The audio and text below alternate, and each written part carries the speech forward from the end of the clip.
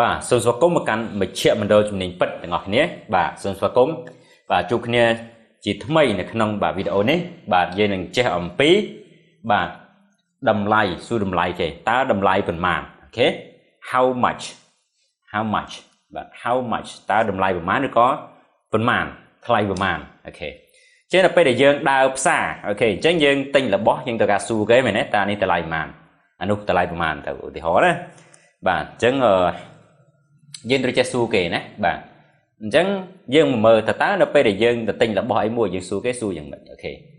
បាទ how much បាទ how much យើងบอกថាតើប៉ុន្មានអូខេតោះយើងមកមើលរបស់គ្នាអូខេឥឡូវយើងមកមើលបាទអញ្ចឹងសំណួរគេថា how much is it how much is it បាទគេអានភ្ជាប់គឺ is it ណា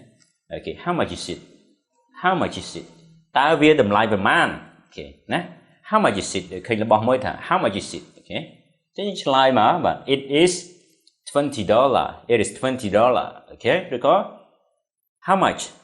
$20 បាទតម្លៃប៉ុន្មាន$20អូខេបាទនេះវាមានតម្លៃ$20អូខេណាមើលទី2បាទ how much is that តើអាមួយនោះតម្លៃប៉ុន្មានអានោះតម្លៃប៉ុន្មានខ្មែរយើងណាខ្មែរយើងអូអានោះតម្លៃប៉ុន្មានបងអញ្ចឹងណាអូខេចេះមើល that is $200 អូ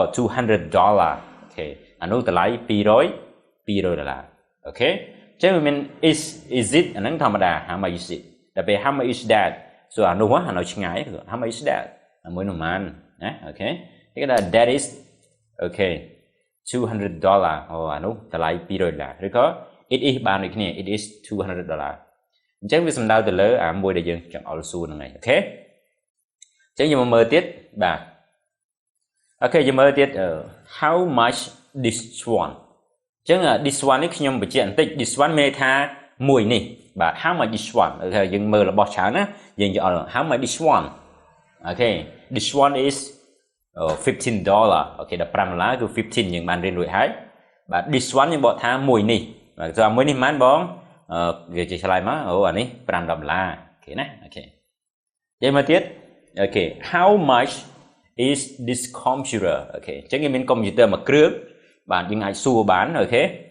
បាទអូខេអញ្ចឹងមានកុំព្យូទ័រយើងអាចសួរគេបាន how much អូខេយើងមកមើលសាដើមអូខេ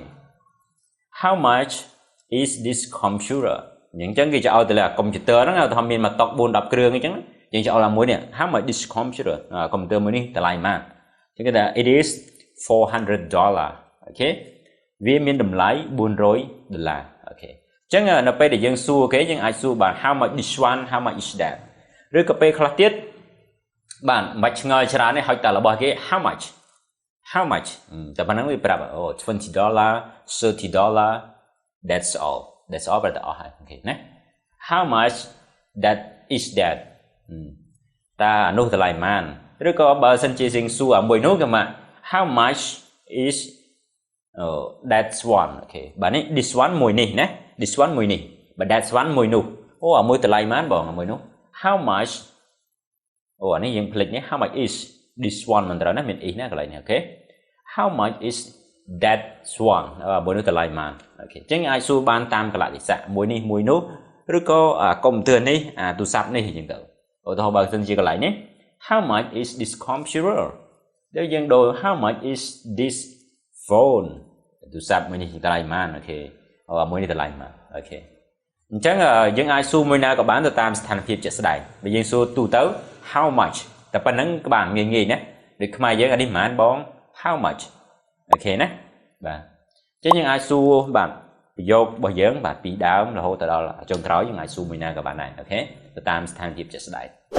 បាទអ្នកមើលទាំងអស់គ្នាបាទកុំភ្លេចជួយ subscribe មួយផងមកហើយយើងមានវីដេអូល្អបែបនេះបាទផុសជូនប្រចាំអូខេបាទនៅពេលនេះខ្ញុំបាទចម្រើនបាទសូមអរគុណចំពោះការតាមដានទស្សនារបស់គ្នាបាទជួបគ្នានៅក្នុងបាទវីដេអូក្រោយ